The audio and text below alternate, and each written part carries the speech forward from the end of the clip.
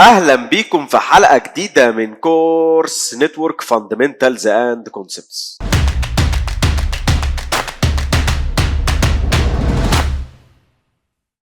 وصلنا لأهم توبيك معانا في الكورس وهو توبيك النتورك راوتينج، والراوتينج من التوبكس المهمة جدا اللي بتتشرح في أي كورس يخص الشبكات، سواء نتورك بلس أو أي كورس تبع سيسكو. أي كورس ليه علاقة بالشبكات لازم يتشرح فيه نتورك راوتينج، ولو أنت عايز تشتغل بمجال النتورك لازم تكون فاهم وعارف يعني إيه راوتينج. وهنقسم توبيك الراوتينج لتو بارتس. النهارده إن شاء الله هنبدأ ببارت 1 والحلقة الجاية هتكون بارت 2. خليني في البداية أقول لك يعني إيه راوتينج. كلمة راوتينج بالعربي يعني توجيه، فراوتينج هي عملية موفينج الباكيتس فروم نتورك تو انذر، وطبعا الديفايس اللي بيقوم بالعمليه دي ودوره بيكون مهم جدا هو الراوتر، فعشان هو بيقوم بالفانكشن دي فبنسميه راوتر. فالراوتر بيربط ما بين تو نتوركس او اكتر، وبيقدر يوجه الباكيتس فروم نتورك تو انذر. ومش لازم تكون النتورك دي متصله بشكل مباشر، لا ممكن تكون النتورك دي بعيده عنه، وطبعا بيعمل العمليه دي عن طريق طرق معينه هنعرفها مع بعض النهارده ان شاء الله. وعندنا انواع كتيره جدا من الراوتر، وبتختلف من حيث امكانياتها وقدرتها والاحجام بتاعتها وبحيث الهدف من استخدامها. فعندنا راوترز بامكانيات عاليه جدا وباسعار عاليه جدا، وعندنا راوترز بامكانيات متوسطه واسعار متوسطه، وطبعا عندنا الراوترز اللي بتكون في البيت اللي اي حد بيكون عارفها. والراوتر بتاع البيت ساعات بيتقال عليه ADSL راوتر او ADSL مودم. لكن في مجال النتورك بقى لما بنيجي نتكلم على الراوتر مش بيكون قصدنا الراوتر بتاع البيت، لا، لان الراوتر في مجال الشبكات معناه انه بيكون تيبيكال راوتر، يعني راوتر ليه الانترنال بروسيسور بتاعه والاوبريتنج سيستم بتاعه وليه الميموري بتاعته وليه الانبوت والاوتبوت والبورتس اللي انا من خلالها بقدر اعمل مانجمنت. حتى بيبقى في حاجه اسمها مانجمنت كونسول انترفيس، يعني بيكون في انترفيس من خلالها بقدر اعمل فول مانجمنت على مستوى الراوتر. فلما نحب نذكر مصطلح الراوتر في مجال الشبكات بيبقى قصدنا على الراوترز اللي هي المين فانكشن بتاعتها الراوتر. ففي وظائف اساسيه بيشترك فيها كل انواع الراوترز بغض النظر عن امكانياته او سعره او حجمه، زي انه بيكونكتد السيميلر نتوركس، يعني شبكات مختلفه، زي انه يكونكت ما بين اللان والوان، بالرغم ان كل واحد بيستخدم راوتنج بروتوكول خاص بيه. واي راوتر التعامل الاساسي بتاعه بيكون في لاير 3، وساعات ممكن راوترز الفانكشن بتاعتهم توصل للاير 4،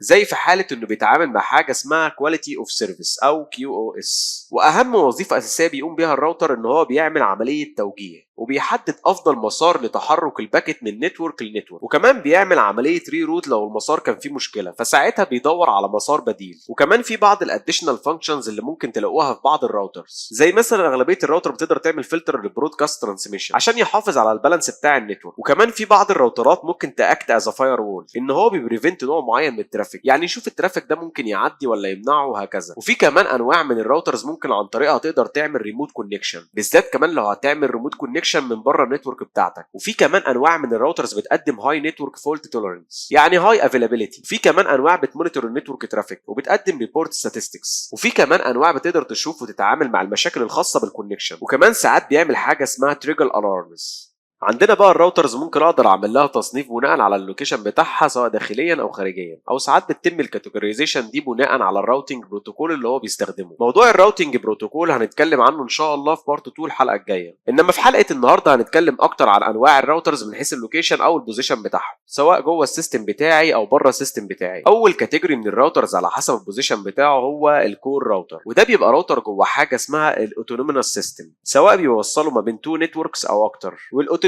سيستم بيبقى عندي جروب اوف نتورك كلهم اندر ادمنستريتيف كنترول اوف وان اورجانيزيشن، يعني مثلا عندي شركه A والشركه دي تحت سيطرتها مجموعه من السبنتس كلهم تحت اداره واحده. فاجمالي السيستم ده بيتقال عليه اوتونومينوس سيستم، وساعات بيتقال عليه التراستد نتورك. والكور راوترز دول ساعات بيتقال عليهم انتيريور راوترز عشان هم بيبقوا موجودين داخليا. وتاني نوع من انواع الراوترز ودول برضو بيكونوا جوه الاوتونومينوس سيستم بتاعي هو نوع اسمه الايدج راوتر. والايدج راوتر بيكون حاله الوصل بين الاوتونومينوس سيستم بتاعي وما بين الاكسترنال نتورك اللي موجوده بره، وساعات بيتقال عليها الانتراستد نتورك اللي هي في الغالب شبكه الانترنت. يعني فلو انا عندي اوتومينوس سيستم مربوط بانترنت سيرفيس بروفايدر، فالوسيط بين الشركه والانترنت سيرفيس بروفايدر هو الايدج راوتر. واغلبيه النتورك انجينيرز بتفضل ان الايدج راوتر ده يكون الفاير وول، بمعنى انه يكون راوتر فيه امكانيات سكيورتي اعلى بكتير عشان هو اللي بيكون موجود على حافه النتورك، فالمفروض انه يبقى حته الدفاع اللي يمنع اي نون اوثرايزد كونكشن جاي من بره. والنوع الثالث بقى اللي بيكون موجود في شبكه خارجيه جوه شبكه الانترنت بيكون اسمه اكستيريال راوتر، واشهر مثال على كده اللي هي الراوتر اللي تبع الاي اس بي انترنت سيرفيس بروفايدر. لو جينا بقى نتكلم عن الراوتر اللي بيكون موجود في البيت او اللي بيكون موجود في الشركات الصغيره، فمالوش تصنيف، هو مجرد راوتر عادي بجيبه وبركب فيه كابل التليفون الارضي وكابل اليو تي بي، وبعدين بنوصله بسويتش او مباشر بالاجهزه بتاعتك سواء عن طريق كيبلز او وايرلس. طيب دلوقتي بقى هنتكلم على موضوع مهم جدا وله علاقه بموضوع الراوتنج، وهو الراوتنج تيبل. والراوتنج تيبل بيكون عباره عن داتابيز موجوده جوه اي راوتر، والراوتر هنا اقصده بمعناه الحقيقي، والراوتر بيعتمد عليه قوي في عمليه الراوتنج في اختيار افضل مسار يقدر من خلاله يوجه الباكت اللي جايه له. طيب تعالوا ناخد اكزامبل كده عشان نفهم الموضوع اكتر. انا عندي راوتر، والراوتر ده مربوط ما بين تو ديفرنت سبنت او تو ديفرنت نتورك، نتورك A ونتورك B، وهفترض ان التو نتوركس دول بيستخدموا كلاس سي ادريسز. فنتورك A بتستخدم الادرس اللي هو 192.168.1.0/24، ونتورك B بتستخدم 192.168.2.0/24. بالنسبه لاي راوتر المينيمم كونفيجريشن اللي فيه بتكون اتليست تو انترفيسز، وطبعا في الغالب بيبقى اكتر من كده. وباكد تاني انا هنا اقصد التيبيكال راوتر، يعني الراوتر بمعناه الحقيقي. فاي تيبيكال راوتر بيبقى فيه اكتر من انترفيس وبيكون فيه مالتيبل انترفيسز خاص بكذا نتورك اركتشر. فهفترض ان اول انترفيس من ناحيه الشمال اسمه E1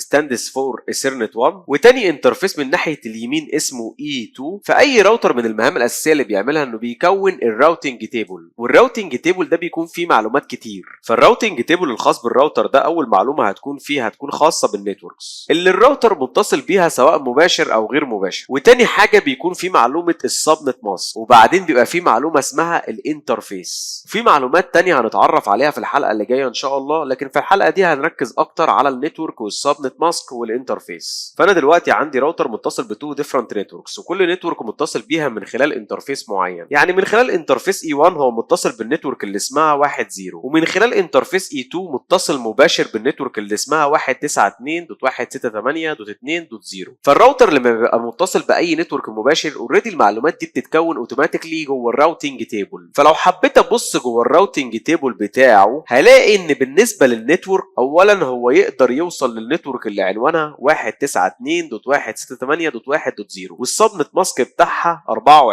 ويقدر يوصل للنتورك دي عن طريق انهي انترفيس؟ انترفيس E1. وتاني حاجه انه يقدر يوصل للنتورك اللي عنوانها 192.168.2.0 والسبنت ماسك بتاعها 24 وعن طريق انترفيس E2. فهفترض ان في جهاز جوه نتورك A وعنوانه 192.168.1.10 عايز يكلم جهاز موجود في نتورك B اللي هو مثلا 192.168.2.20. فتعالوا نشوف الكلام ده من وجهه نظر الاو اس اي موديل. فانا هنا هروح للاير 3 اللي هو الخاص بالنتورك لاير عشان ده المكان الاساسي اللي بيتعامل فيه الراوتر. ففي لاير 3 بيستقبل الداتا من الابر لاير وبيأساين ليها سورس اي بي ادرس وديستنيشن اي بي ادرس. ففي الحاله دي السورس هيكون 192.168.1.10 والديستنيشن اي بي هيبقى 192.168.2.20. فالجهاز هيعرف ان الديستنيشن موجود في ديفرنت نتورك، فلما بروتوكول الارب هيجيب معلومه الماك مش هيجيبها بمعلومات الديستنيشن اي بي لكن بمعلومات الديفولت جيت واي اللي هو الانترفيس بتاع الراوتر. فاتفقنا مع بعض ان اي راوتر بيبقى ليه انترفيس، واي انترفيس بيكون ليه ماك ادرس وليه اي بي، والاي بي بتاع الانترفيس لازم يبقى واخد لوكال ادرس بالنسبه للاجهزه اللي هو شايفها. يعني E1 دلوقتي شاف النتورك اللي على الشمال يبقى لازم ياخد ادرس لوكال بالنسبه للاجهزه اللي موجوده في النتورك دي. فهنفترض ان E1 واخد ادرس 192.168.1.1 وE2 هياخد ادرس لوكال بالنسبه للنتورك اللي على اليمين فهياخد 192.168.2.1. فبروتوكول الارب هيجيب معلومات الديستنيشن ماك. فهفترض ان السورس ماك بتاع الجهاز ده هيكون A والديستنيشن ماك بتاع الجهاز ده هيبقى B. فاللي هيحصل ان الهوست اللي هو 1.10 هيكتب سورس ماك A والديستنيشن بتاع الديفولت جيت واي هيبقى مثلا E1. فالداتا دي كده كلها هتروح للسويتش والسويتش هينقلها للراوتر. فالراوتر لما يستلم الداتا هيعمل لها ديكابسوليشن لغايه ما يوصل للنتورك لاير. ففي معلومات النتورك لاير اهم حاجه بالنسبه له انه يبص على الديستنيشن اي بي. فلما ياخد معلومه الديستنيشن اي بي مع السبنت ماسك ويعمل عمليه اندنج هيقدر يستنتج الباكت دي رايحه لاني نتورك، فهيعرف ان الهوست ده موجود جوه نتورك 2.0. فهيروح يبص في الراوتنج تيبل بتاعه على معلومه النتورك 2.0 ويسال نفسه انا اقدر اطلع لها من خلال انهي انترفيس؟ فهيلاقي ان هو انترفيس E2. فهيقوم واخد الباكت من E1 ويطلعها ل E2 يوصلها للجهاز اللي هو 22. فاللي هيحصل دلوقتي ان الراوتر هياخد الداتا اللي جايه له دي ويرجع يبني فريم جديده فهيكتب فيها السورس ماك اللي هو هيكون A والديستنيشن ماك اللي هو هيكون B، وبعدين الجهاز هياخد الرساله اللي جايه له دي ويرد عليها وهكذا. فالراوتر قدر يعمل عمليه راوتنج من خلال الراوتنج تيبل. طيب احنا كده خلصنا النهارده وان شاء الله هنكمل كلامنا عن الراوتنج تيبل تيبل في الحلقه اللي جايه، وهيبقى في حلقه كمان فيها لابات عشان نتدرب اكتر على موضوع الراوتنج تيبل. اشوفكم في حلقه جديده من كورس نتورك فاندمنتالز اند كونسبتس.